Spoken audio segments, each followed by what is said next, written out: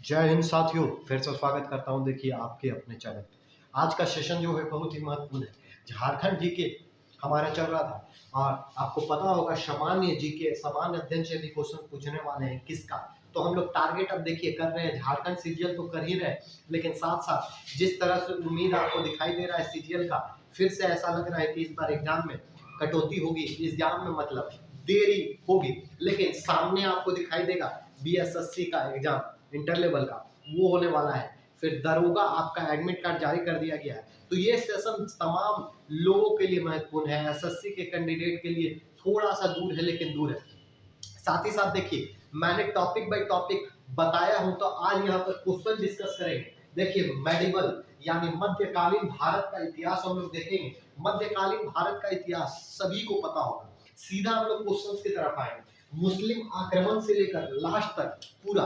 तो हमने बोला भी था प्रीवियस वीडियो में कि एक मैं लेकर आऊंगा क्या, तो मैं लेकर आऊंगा घटना चक्र यानी प्रीवियस ईयर क्वेश्चंस क्या क्या रिलेट करता है, क्या आपको पढ़ाया गया वो क्वेश्चंस आपके एग्जाम में आता है कि नहीं आता है, ये आपको खुद समझने की जरूरत है। और किसी भी अगर एग्जाम की आप तैयारी कर रहे हैं ना, तो एक सूत्र मैं बताता हूँ, जी हाँ, वो गोल्डन सूत्र क्या है। आप घटना चक्र मतलब क्या होता है जानते हैं बाबू?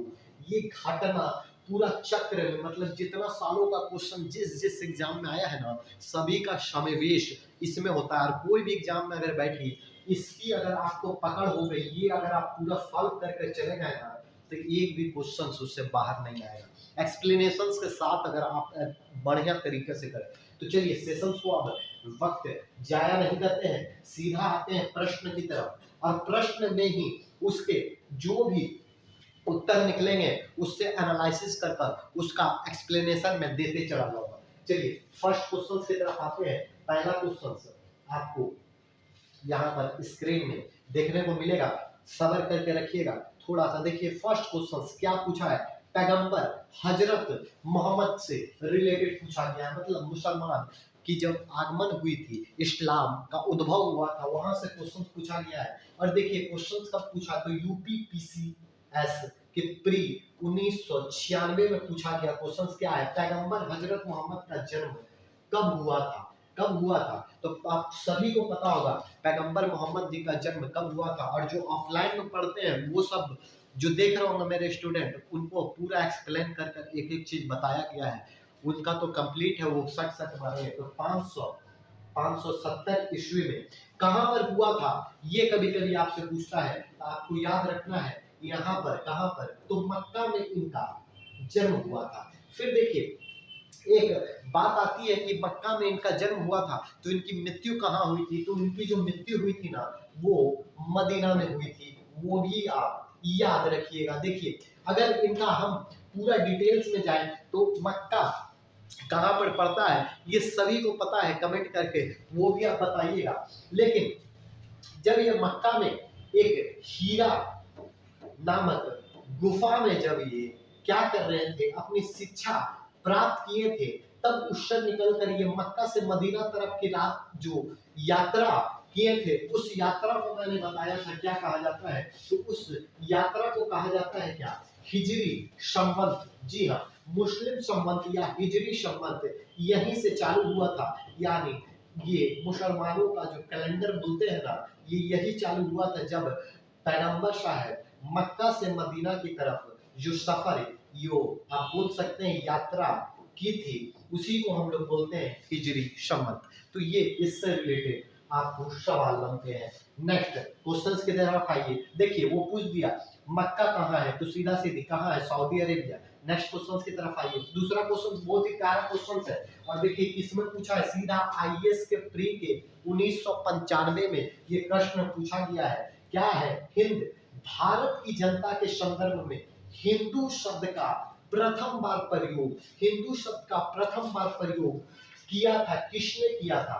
तो आप सभी को पता होगा हिंदू शब्द का सबसे पहले जो प्रयोग है वो यूनानियों के द्वारा तो हुआ नहीं था, फिर रोम वासियों से तो कोई रिलेट ही नहीं है, तो अरबों द्वारा ये आपका किया गया था। आपको पता होगा ऋग्वेद में आपको उल्लेख मिलता है। देखिए यहाँ पर लिखा हुआ है, ऋग्वेद में उल्लेखित है भरत कबीले के नाम पर इस देश का नाम भारत पड़ा था।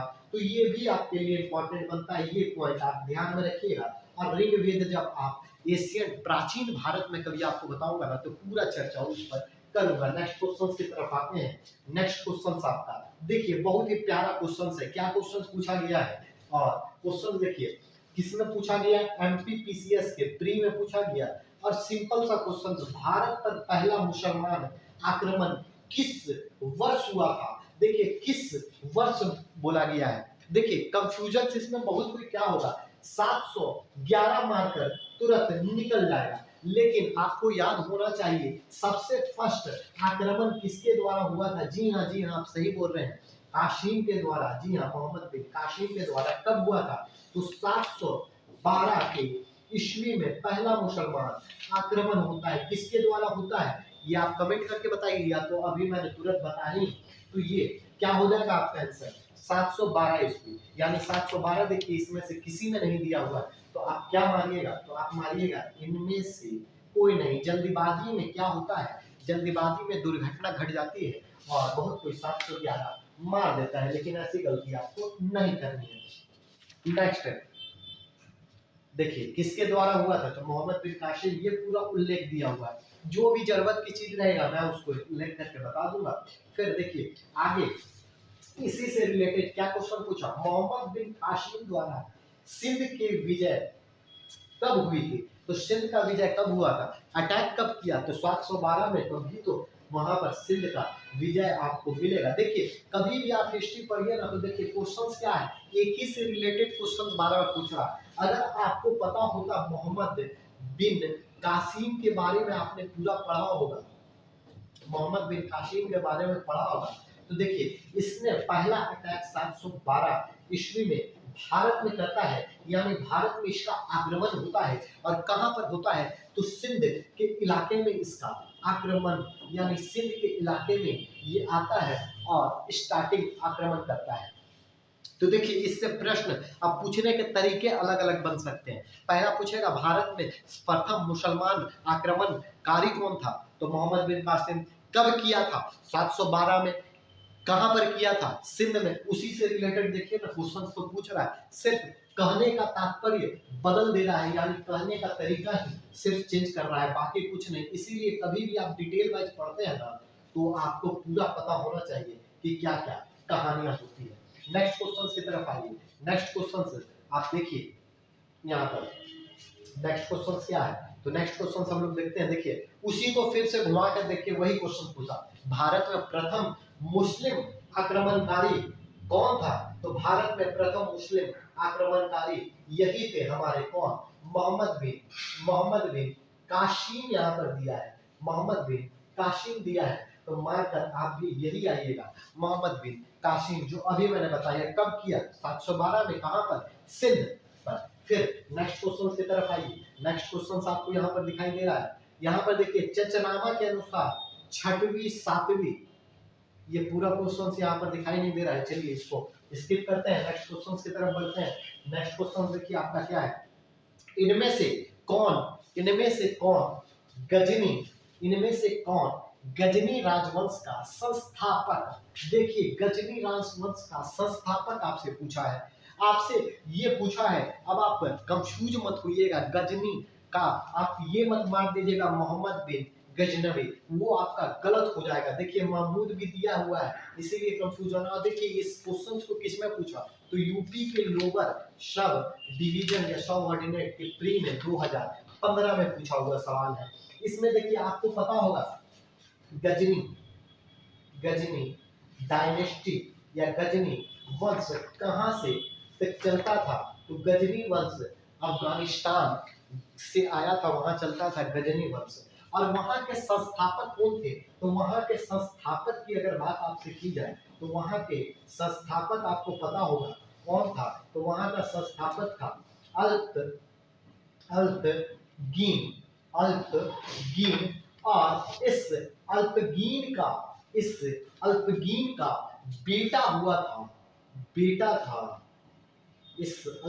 का बेटा था शुभुक्त गीन। और इसका गुलाम यानी स्लेव जो हम लोग बोलते हैं ना, इसका गुलाम और स्लेव जो बोलते हैं ना, वो कौन था? तो वो था गजनवी। तो यही आपसे क्या पूछा? तो आपसे पूछा संस्थापक, यानी संस्थापक कौन था?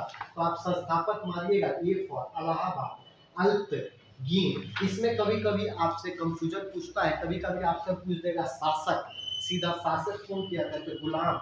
यहाँ पर इसका जो स्लेव था वो शासक गजनी करेगा। फिर नेक्स्ट क्वेश्चन की तरफ आइए, बहुत ही प्यारा क्वेश्चन देखिए आपका यहाँ पर दिखाई दे रहा है। क्या क्वेश्चन है? कथन दिया और कारण दिया।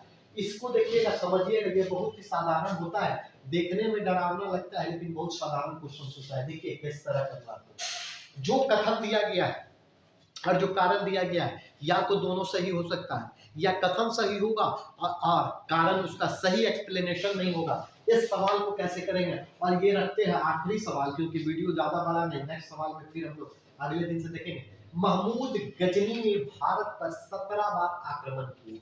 आपको पता होगा सबसे ज्यादा आक्रमण किसके द्वारा किया गया है? और बार बार मैं बताया हूँ, जब गजनी आता है तो 17 बार आक्रमण। और ये इन्होंने सबसे ज्यादा कहाँ किया है? तो मंदिरों में। जी हाँ, मंदिरों में इन्होंने आक्रमण पूरी तरह से किया है, पुरजोर तरीके से। आपको पता होगा मंदिरों में इसका आक्रमण देखने को मिला है। तो पहला तो हमको ठीक लग रहा है कि 17 बार आक्रमण यहाँ पर हुआ। नेक्स्ट देखिए, वह भारत में अस्थायी मुस्लिम शासन की स्थापना करना चाहता था।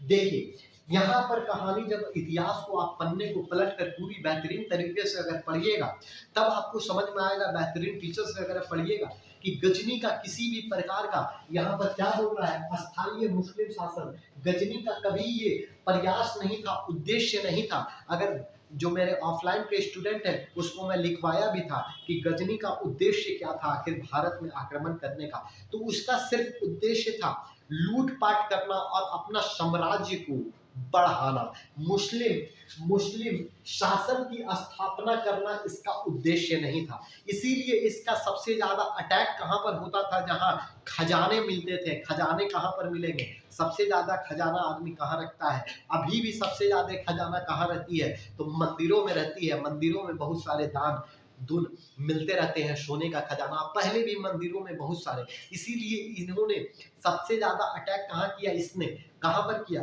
मंदिर में किया, क्योंकि इसका उद्देश्य जो था ना भैया, उसका ऑब्जेक्टिव था ना, जो बोलते हैं ना ऑब्जेक्टिव, साइंस में आप लोग पढ़ते होंगे हर चीज का ऑब्जेक्टिव। तो इसका भी उद्देश्य क्या था? लूट पाट करना और साम्राज्य की, बस साम्राज्य अपना खौफ यानी साम्राज्य एक बढ़ाना। बाकी इसका कोई भी मुस्लिम शासन स्थापना करना ऐसा नहीं था।